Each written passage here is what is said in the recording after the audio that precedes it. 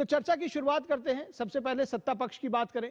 सबसे ज्यादा जिम्मेदारी ऐसा माना जाता है कि सत्ता पक्ष की होती है। तो सिद्धार्थ यादव जी, आपसे अगर शुरू करें, क्या एजेंडा है इस बार के शीतकालीन सत्र में, और जो 10 विधेयक जिनकी बात कही जा रही, क्या प्राथमिकताएं उसकी, किस तरह से उनको देखते हैं कि ये जो 10 विधेयक हैं वो इस सत्र की प्राथमिकता होंगे? निखिल जी, बहुत बहुत धन्यवाद मुझे अपने शो पे शामिल करने के लिए।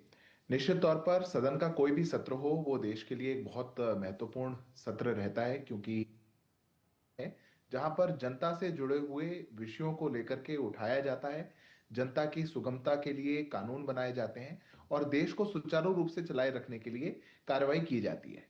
सरकार इस सत्र के अंदर भी कई महत्वपूर्ण बिल्स को लेकर के आ रही है। आपने उन बिल्स का उल्लेख किया। सरकार कॉर्पोरेट लॉज अमेंडमेंट बिल को लेकर के आ रही है, सेबी के अमेंडमेंट बिल को लेकर के आ रही है, इंश्योरेंस लॉज के अमेंडमेंट बिल को लेकर के आ रही है, एटॉमिक एनर्जी के अमेंडमेंट बिल को लेकर के आ रही है।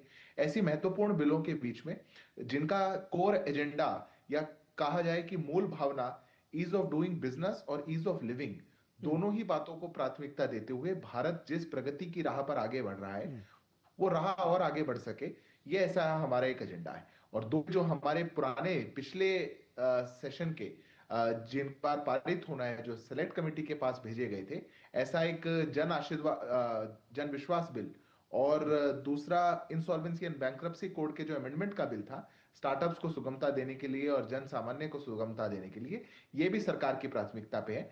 पर जिस बात को लेकर के हम हर सत्र से पहले देखते हैं कि कहीं ना कहीं जहां सदन में चर्चा होनी चाहिए या सदन में जहां जितने भी चुने हुए प्रतिनिधि हैं या चुनी हुई पॉलिटिकल पार्टियां हैं, उनको ज्यादा से ज्यादा जन विश्वास के मुद्दों पर बातचीत करनी चाहिए।